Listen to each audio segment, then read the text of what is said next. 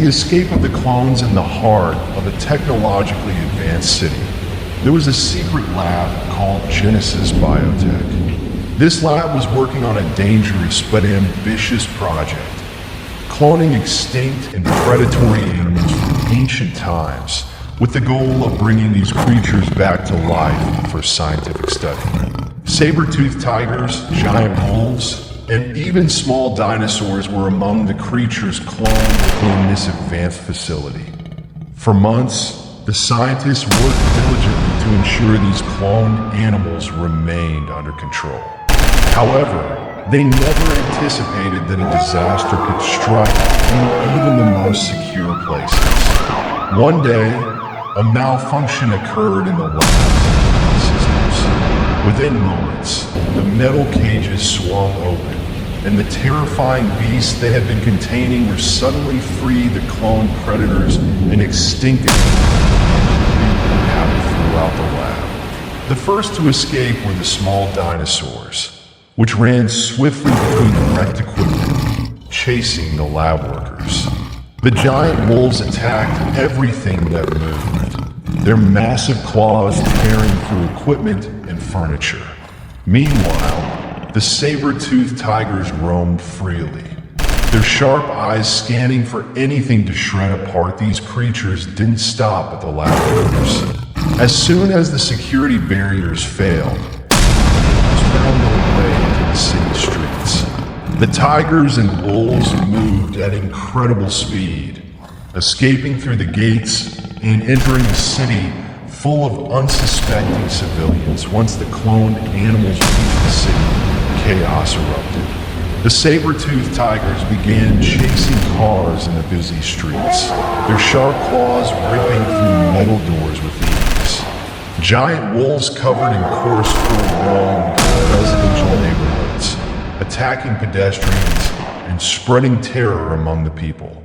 Small dinosaurs ran through markets, attacking everything that moved in front of them. The scene was catastrophic. People were screaming and running in every direction, and the sound of breaking glass and widespread destruction filled the air. Police and the National Guard arrived on the scene quickly, but traditional weapons weren't enough to stop these ancient beasts. The predators had strength and speed beyond anything modern humans could imagine, and they easily overcame the first attempts to contain them at the emergency management headquarters. Scientists and military leaders gathered to discuss how to deal with the crisis. The scientific team responsible for the project suggested a way to stop the animals using electromagnetic waves that could affect their brains and paralyze them. This solution was risky, as it had never been tested on such a large scale before. AS specialized teams rushed to deploy this technology across the city. The chaos worsened. People were hiding in their homes, while the animals continued their rampage. One of the most terrifying moments came when a group of giant wolves stormed into a high-rise building, attacking the workers inside and leaving it in complete ruin. Finally, the scientists managed to activate the device. Electromagnetic waves began to spread across the city, and the cloned animals gradually started to stop moving.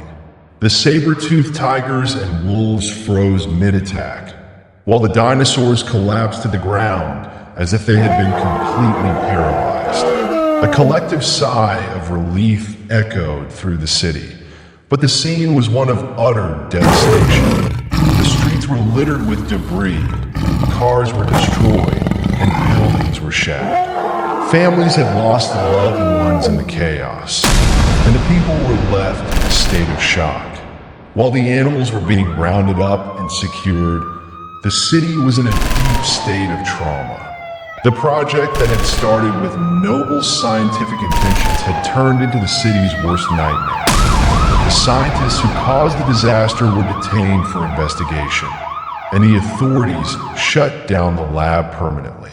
However, the incident raised serious questions about the ethics of such research and whether humanity should interfere with nature in such a way that in the days following the attack, the city was left in ruins.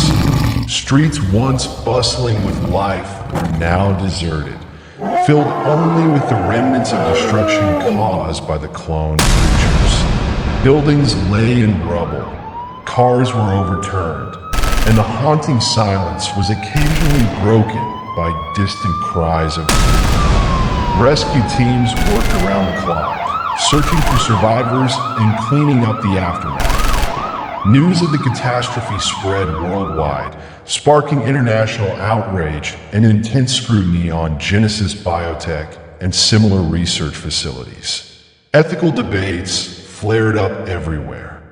Was it right to bring these long-extinct predators back to life? Should humanity meddle with nature at such a dangerous level? The survivors, meanwhile, had no doubt. They wanted answers, justice, and assurance that nothing like this would ever happen again. The surviving scientists were detained and interrogated. Some defended the project, arguing that their intentions were purely scientific, aimed at better understanding evolution and extinction. Others, however, admitted that they had pushed the boundaries too far, ignoring potential risks in their pursuit of glory and knowledge.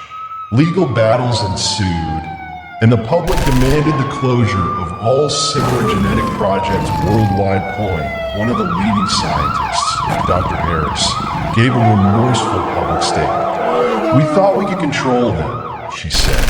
"We were wrong. We didn't just bring back animals. We unleashed monsters." In the months following the attack, the city began the long process of recovery. Reconstruction efforts were swift but costly, and the scars of the event remained visible both physically and emotionally. Citizens who had once marveled at the advancements of science now feared its unchecked power. Memorials were erected in honor of those who had lost their lives in chaos. The government imposed stricter regulations on genetic research, ensuring that no further cloning of predatory or extinct creatures would ever be permitted. The world had learned a harsh lesson. Nature's delicate balance should not be tampered with. The cloned creatures that survived were placed in a maximum security containment facility. These beasts, though immobilized by the electromagnetic technology, were still alive, and their sheer power remained a dangerous reminder of the catastrophe. There were debates on whether they should be destroyed or studied further under extreme safety conditions. Some scientists believe that studying these creatures could provide valuable insights into extinction events and evolutionary biology. However, others argued that it was simply too dangerous to keep them alive. In the end, the majority of the animals were humanely euthanized, though a select few were kept for research under the strictest supervision.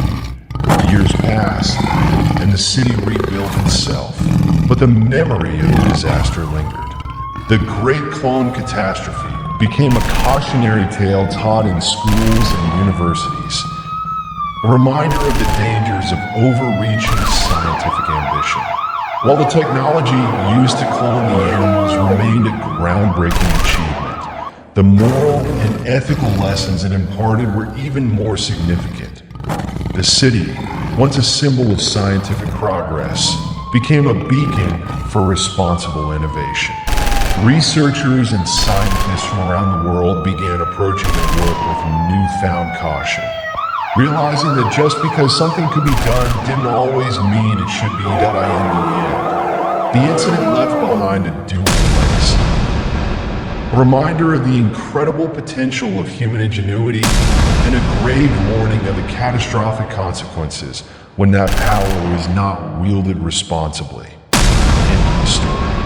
And so our story comes to an end, where myths intertwine with reality, and our characters lived unforgettable moments of horror and courage.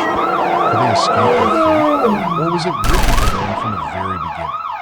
If you enjoyed the story, don't forget to hit the like button and subscribe to the channel for and sci-fi tales. Share your thoughts in the comments about what you've seen, and let us know the stories you'd like us to tell in the future. stay vigilant, for the world is full of surprises, and the next story might be closer than you think. Until next time, remember that the light may be the darkness that can change everything.